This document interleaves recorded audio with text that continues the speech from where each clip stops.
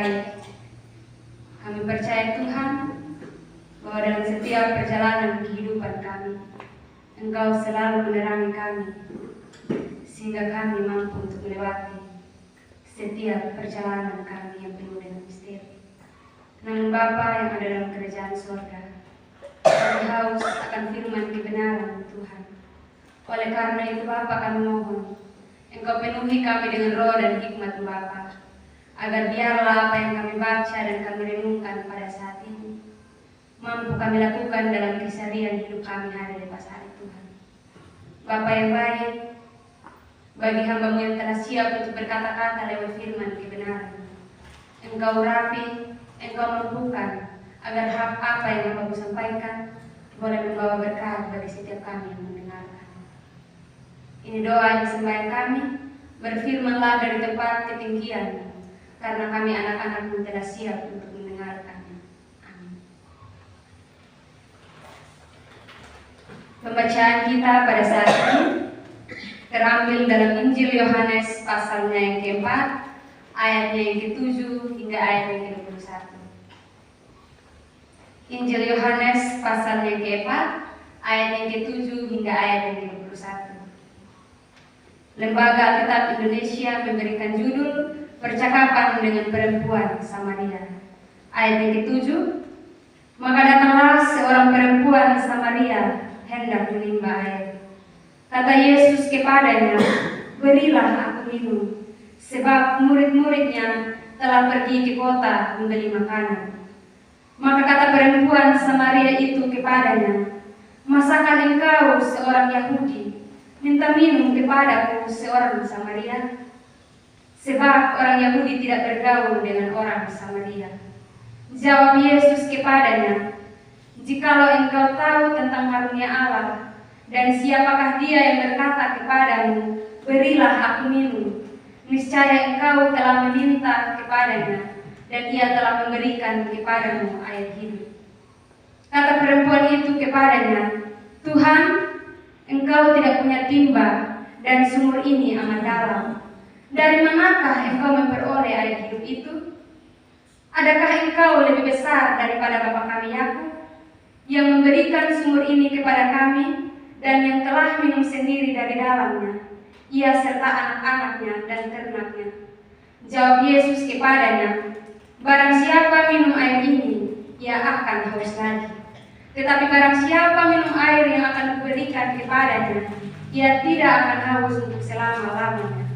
Sebaliknya, air yang akan kuberikan kepadanya akan menjadi mata air di dalam dirinya, yang terus-menerus memancar sampai kepada hidup yang kekal. Kata perempuan itu kepadanya, Tuhan, berikanlah aku air itu, supaya aku tidak haus dan tidak usah datang lagi ke sini untuk menimba air. Kata Yesus kepadanya, pergilah, panggillah suamimu dan datanglah ke sini. Kata perempuan itu, aku tidak mempunyai suami. Kata Yesus kepadanya, tepat katamu bahwa engkau tidak mempunyai suami, sebab engkau sudah mempunyai 5 suami, dan yang ada sekarang padamu bukanlah suami. Dalam hal ini engkau berkata benar. Kata perempuan itu kepadanya, Tuhan, nyata sekarang padaku bahwa engkau seorang nabi.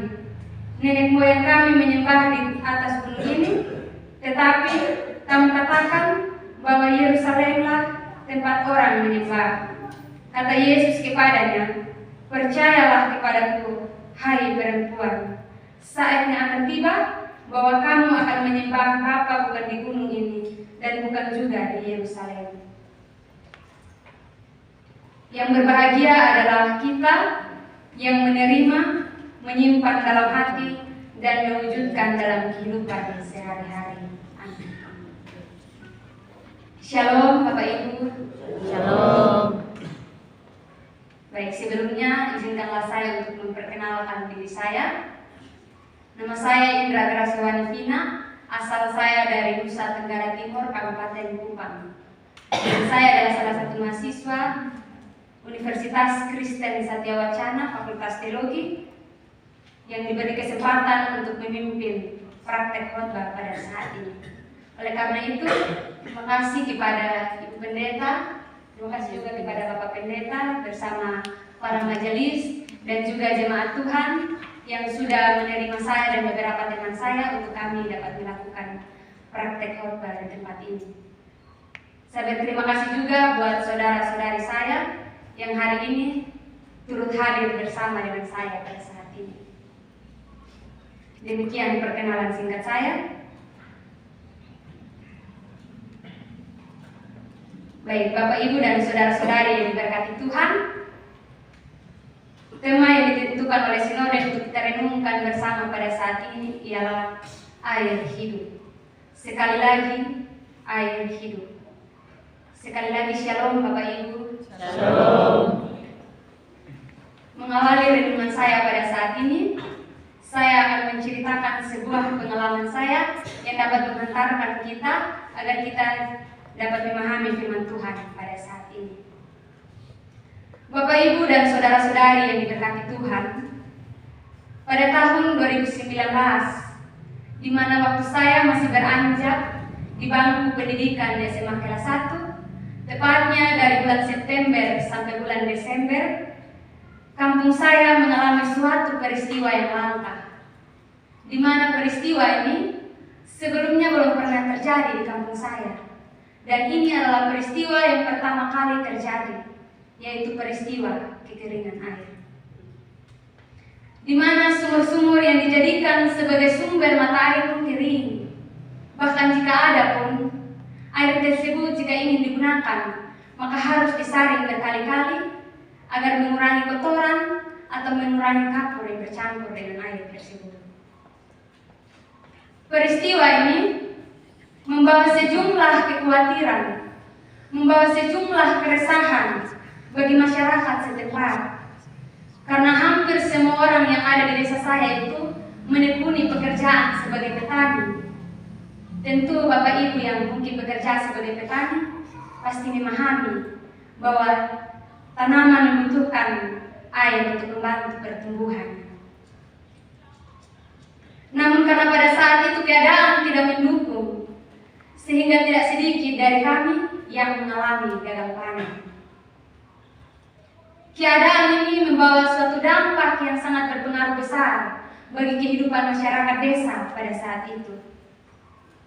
Keadaan ini menuntut setiap dari kami agar menggunakan air secara tidak berlebihan, baik untuk mencuci, untuk memasak, untuk mandi, menyiram, dan kebutuhan yang lain. Karena sumber mata air yang terdekat pun kering, maka ada berbagai usaha yang dilakukan oleh masyarakat desa untuk mendapatkan air. Sebagian memilih untuk membeli air, namun sebagian memilih untuk mengambil air di tempat yang lumayan jauh. Bapak, Ibu, dan saudara-saudari yang diberkati Tuhan, kisah ini membawa kita untuk kita merefleksikan bahwa di balik kita yang tidak bisa hidup tanpa air secara jasmani, demikian juga kita tidak bisa hidup tanpa air secara rohani. Artinya bahwa kita tidak hanya memperhatikan akan kebutuhan secara jasmani saja, namun kita juga perlu memperhatikan akan kebutuhan iman kita kepada Kristus. Bapak, Ibu, dan saudara-saudari yang diberkati Tuhan, pembacaan kita pada saat ini menceritakan sebuah percakapan yang sangat unik dan sangat menarik antara Yesus dan perempuan Samaria. Mengapa saya katakan sangat unik dan sangat menarik? Karena dalam tradisi kehidupan mereka pada saat itu melarang keras bahwa orang Yahudi tidak bergaul dengan orang Samaria. Karena orang Yahudi mereka memiliki hukum Taurat, sedangkan orang Samaria mereka hanya menerima Taurat Musa yang kemudian mereka tafsirkan sesuai dengan keyakinan mereka. Selain daripada itu, tempat mereka untuk menyembah Allah pun berbeda. Orang Yahudi mereka menyembah Allah di Yerusalem, sedangkan orang Samaria mereka menyembah Allah di Gunung Gerizim. Yesus yang adalah golongan orang Yahudi melakukan suatu percakapan dengan perempuan Samaria. Tentu yang dilakukan dilakukan oleh Yesus ini sangat bertentangan dengan kehidupan, dengan tradisi kehidupan mereka pada saat itu. Namun dalam percakapan Yesus dan perempuan Samaria, Yesus hendak mengingatkan, Yesus hendak memberitahukan kepada perempuan Samaria dan bagi kita semua bahwa kita tidak hanya membutuhkan air secara jasmani saja, akan tetapi kita juga membutuhkan air yang hidup, air yang dapat memenuhi akan kebutuhan rohani kita, air yang jika diminum tidak akan pernah habis. Bapak, Ibu, dan saudara-saudari yang diberkati Tuhan, mari kita melihat dalam pembacaan kita pada saat ini. Jika kita membaca pada ayat-ayat sebelumnya, menjelaskan bahwa Yesus dan murid-muridnya hendak melanjutkan pelayanannya yang sebelumnya mereka dari Yudea dan mereka akan kembali ke Galilea. Dalam perjalanan mereka menuju ke Galilea, mereka akan melewati daerah Samaria. Sehingga ketika mereka berada di sebuah kota yang bernama Sikar, Alkitab mencatat pada pukul 12. Yesus merasa sangat lelah, sehingga ia memilih untuk berhenti sejenak bersama dengan murid-muridnya, tepatnya di pinggir sumur Yakub. Dan jika kita membaca dalam ayat yang ke-7, di situ mencatat awal mulanya terjadi percakapan antara Yesus dan perempuan Samaria. Ketika Yesus sedang beristirahat, perempuan Samaria itu datang dan menimba air. Maka Yesus memulai percakapannya dengan berkata kepada perempuan Samaria itu, "Berilah aku minum." Jika kita berpikir secara manusia, pasti yang terlintas dalam benak kita ialah karena banyaknya pelayanan dan karena perjalanan yang jauh membuat Yesus merasa sangat lelah, sehingga ia membutuhkan air untuk minum. Akan tetapi pada kenyataannya, yang Yesus maksudkan melalui kalimat "berilah aku minum" ialah tidak hanya berbicara tentang kebutuhan jasmani saja, akan tetapi juga kebutuhan rohani. Dan di sini Yesus ingin mengetahui bagaimana respon dari perempuan Samaria ini terhadap air yang dimaksudkan oleh Yesus. Bapak, Ibu, dan saudara-saudari yang diberkati Tuhan, namun perempuan Samaria ini menjawab Yesus, "Masakan engkau seorang Yahudi meminta minum kepada seorang Samaria?" Jawaban perempuan Samaria ini menandakan akan ketidaklayakannya untuk memberikan air kepada Yesus.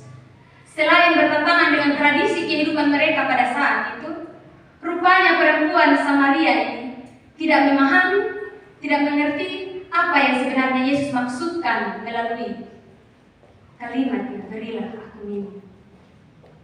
Oleh karena itu, kita bisa melihat dalam ayat yang ke-10, di situ Yesus berusaha untuk menyadarkan perempuan Samaria itu.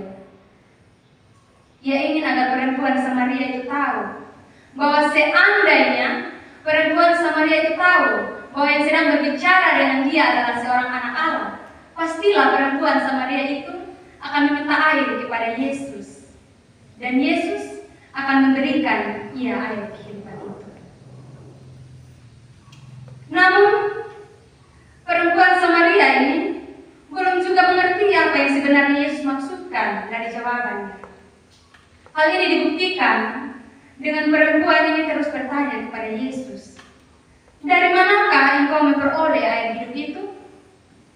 Pertanyaan dari perempuan Samaria ini menandakan bahwa untuk kedua kalinya ia tidak mengerti, ia tidak memahami apa yang sebenarnya Yesus maksudkan. Kita bisa melihat dalam ayat yang ke-13 dan 14. Itu adalah usaha Yesus yang kedua kalinya untuk menyadarkan perempuan Samaria itu. Jawab Yesus kepadanya dalam ayat yang ke-13, "Barang siapa minum air ini, ia akan haus lagi. Tetapi barang siapa minum air yang akan kuberikan kepadanya, ia tidak akan haus untuk selama-lamanya. Sebaliknya, air yang akan kuberikan kepadanya akan menjadi mata air di dalam dirinya, yang terus-menerus memancar sampai kepada hidup yang kekal. Bapak, Ibu, dan saudara-saudari yang diberkati Tuhan, dalam ayat yang ke-13 dan ke-14, dari ayat ini sangat jelas bahwa Yesus berusaha untuk menyadarkan perempuan Samaria itu dengan membandingkan akan kebutuhan secara jasmani dan kebutuhan secara rohani. Ia ingin agar perempuan Samaria ini memahami bahwa air yang Yesus maksudkan di sini ialah bukanlah air yang ada di sumur itu, melainkan tentang air hidup. Air hidup yang dimaksudkan di sini ialah kehidupan orang yang percaya, yang mau dipimpin oleh Roh Kudus untuk melakukan kehendaknya, sehingga kita bisa mendapatkan kehidupan yang kekal. Bapak, Ibu, dan saudara-saudari yang diberkati Tuhan, dalam usaha Yesus yang kedua kalinya, apakah sudah membuat perempuan Samaria ini mengerti?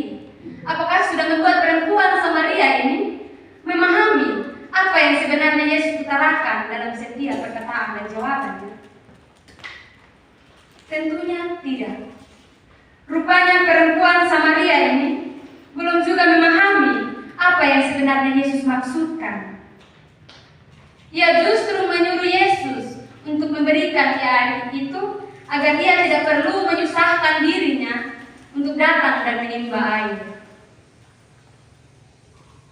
Dalam percakapan Yesus dan perempuan Samaria, kita bisa melihat bahwa yang menjadi persoalan mengapa perempuan Samaria ini tidak mengerti apa yang Yesus maksudkan ialah bukan karena ia tidak mengetahui bahwa Kristus itu ada, melainkan karena ia tidak menyadari bahwa sebenarnya yang sedang bercakap dengan dia, yang sedang berhadapan dengan dia adalah Kristus itu sendiri. Bapak, Ibu, dan saudara-saudari yang diberkati Tuhan, namun kita bisa melihat dalam usaha Yesus yang ketiga kalinya, rupanya sedikit berbeda. Berbeda dari jawaban-jawaban yang sebelumnya, di mana ia menyuruh perempuan itu pergi dan memanggil suaminya. Mengapa Yesus menyuruh perempuan Samaria itu untuk pergi dan memanggil suaminya? Karena Yesus sudah mengetahui latar belakang dari kehidupan perempuan Samaria ini. Ia tahu bahwa perempuan Samaria ini memiliki latar belakang kehidupan yang berbeda.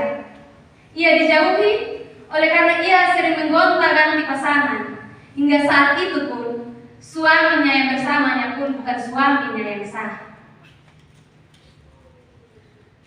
Ketika Yesus berusaha mengungkapkan kebenaran akan dirinya, barulah perempuan itu menyadari bahwa Yesus adalah seorang nabi.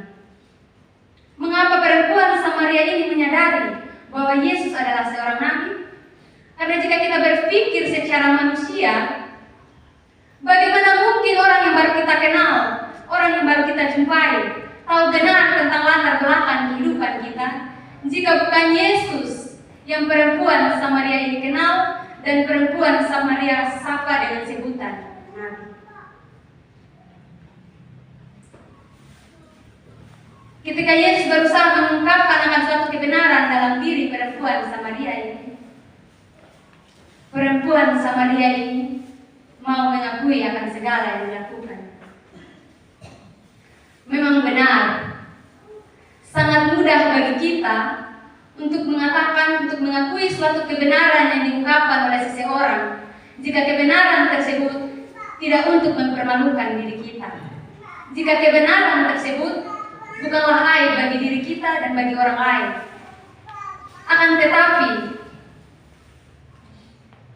begitu sulit dan tidak semua orang bisa untuk mengakui suatu kebenaran yang diungkapkan oleh seseorang, jika kebenaran tersebut bisa saja membuat kita merasa malu, jika kebenaran tersebut adalah aib bagi diri kita, dan jika kebenaran tersebut dapat membuat kita dijauhi oleh orang-orang terdekat kita. Namun yang dilakukan oleh perempuan Samaria ini sangat luar biasa. Ia mau mengakui akan segala perbuatan dosanya kepada Tuhan. Dan kita membaca pada ayat-ayat sesudahnya Yesus berusaha untuk mengungkapkan identitasnya sebagai Mesias. Dan perempuan ini dengan penuh sukacita, dengan penuh kebahagiaan, ia pergi dan bersaksi bagi orang-orang di sekitarnya akan perbuatan Kristus yang sangat luar biasa yang ia alami. Bapak, Ibu, dan saudara-saudari yang diberkati Tuhan, jika kita membaca secara teliti, maka dapat kita ketahui bahwa tidak ada satu kata pun yang Yesus keluarkan untuk menghakimi perempuan Samaria itu. Di sini, Yesus bukan mau membenarkan apa yang telah dilakukan oleh perempuan Samaria itu, melainkan ia ingin menunjukkan bahwa kasih-Nya tidak pernah berubah bagi setiap kita. Bapak, Ibu, dan saudara-saudari yang diberkati Tuhan, dari pembacaan kita pada saat ini ada dua hal penting yang dapat kita pelajari bersama agar bagaimana kita bisa memiliki air kehidupan itu. Yang pertama, menyadari akan kehadiran Yesus. Bapak, Ibu, dan saudara-saudari yang diberkati Tuhan, terkadang kita sebagai manusia, kita masih hidup dalam keinginan kita. Kita masih sibuk mencari apa yang ada di dunia ini. Kita lebih mengindahkan apa yang kita kehendaki dibandingkan dengan mengindahkan apa yang Kristus kehendaki dalam kehidupan kita. Sehingga sulit bagi kita untuk menyadari dan merasakan bagaimana pekerjaan Roh Kudus dalam kehidupan kita. Sulit bagi kita untuk menyadari dan merasakan bagaimana Kristus bekerja dalam kehidupan kita. Namun perlu kita ketahui bahwa apa yang dunia tawarkan dalam kehidupan kita bisa saja membuat kita merasa bahagia, membuat kita merasa senang, membuat kita merasa nyaman. Namun terkadang keadaan-keadaan inilah yang menjadi suatu jebakan yang dapat membawa kita pada jurang kebinasaan. Jika kita terus memikirkan, jika kita terus mencari apa yang ada di dunia ini, yang sifatnya hanya sementara dan tidak pasti, percayalah, kita tidak akan pernah merasa puas. Kita akan terus haus, kita akan terus merasa kekurangan. Namun ketika kita menyadari akan kehadiran Kristus, ketika kita mau memberi diri untuk diperbaharui olehnya melalui pekerjaan Roh Kudus, maka percayalah, kita akan selalu dikenyangkan olehnya. Karena kita akan diberikan kehidupan yang kekal, keselamatan yang kekal. Yang kedua, kita harus mengakui dengan jujur apa yang kita alami kepada Yesus. Bapak, Ibu, dan saudara-saudari yang diberkati Tuhan, dalam menjalani akan kehidupan kita, tidak dapat dipungkiri bahwa setiap kita tentu mempunyai pergumulan hidup yang berbeda-beda. Mungkin di antara kita ada yang saat ini sedang bergumul dengan masalah ekonomi keluarga, ada yang sedang bergumul dengan pendidikan anak-anak, ada yang sedang bergumul untuk mencari pekerjaan, ada yang mungkin saat ini sedang berjuang tapi masih mengalami kegagalan. Dari keadaan-keadaan ini seringkali membuat kita merasa putus asa, merasa hilang harapan, merasa segala sesuatu tidak ada jalan keluarnya. Bahkan kita merasa bahwa tidak ada seorang pun yang dapat menolong kita untuk melewati keadaan-keadaan ini. Namun perlu kita ketahui bahwa dalam titik terendah dalam kehidupan kita ada Yesus yang tidak pernah meninggalkan kita. Ia tahu apa yang kita alami, Ia tahu apa yang kita rasakan, bahkan Ia tahu apa yang kita butuhkan. Oleh karena itu, mari kita mengakui akan segala kelemahan kita kepadanya. Mari kita menceritakan segala yang kita alami kepadanya. Belajarlah dari perempuan Samaria ini. Sesulit apapun masalah yang dihadapi, serapuh apapun kita dengan berbagai persoalan kehidupan kita, maka Yesus adalah pilihan yang paling tepat untuk kita bercerita. Yesus adalah pilihan yang tepat untuk kita meluapkan seluruh isi hati kita. Karena manusia bisa saja meninggalkan kita. Bahkan orang-orang terdekat sekalipun bisa saja menjauhi kita di saat kita berada dalam titik terendah dalam kehidupan kita. Tetapi Yesus, Ia dengan kasih-Nya yang tidak terbatas, Ia akan selalu ada. Ia akan selalu setia dalam setiap musim kehidupan kita. Karena Ia lebih mengenal kita lebih dalam. Ia lebih mengasihi kita dibandingkan dengan apa yang dunia berikan dalam kehidupan kita. Oleh karena itu, mari kita mengakui dengan jujur bahwa kita hanyalah manusia yang terbatas. Kita hanyalah manusia yang masih dibelenggu oleh dosa. Janganlah kita terus membiarkan diri kita terus terjebak dalam pergumulan kita sendiri, terus terjebak di dalam dosa. Tetapi akuilah segala sesuatu yang kita alami kepadanya melalui doa, melalui puji-pujian. Ambil waktu untuk bersatu dulu bersama Yesus. Karena ketika kita meluangkan waktu untuk berjumpa dengan Yesus, maka percayalah, dari ketidaklayakan kita, maka kita akan dilayakkan oleh-Nya. Kita akan dimampukan untuk melewati setiap keadaan kita. Karena siapapun kita, serapuh apapun kita di depan manusia, ingatlah bahwa Kristus tetap ada. Bahwa Kristus tetap memandang kita sebagai biji matanya yang paling berharga dan paling dikasihinya. Bapak, Ibu, dan saudara-saudari yang diberkati Tuhan, dari pembacaan ini kita belajar bahwa agar kehidupan kita diperbaharui oleh Kristus, maka sadarilah akan keberadaan Kristus dalam kehidupan kita. Akuilah segala perbuatan kita kepadanya, karena Kristus adalah sumber air kehidupan yang dapat mengisi, yang dapat memberikan harapan yang pasti bagi kita yang percaya kepadanya. Firman Tuhan menolong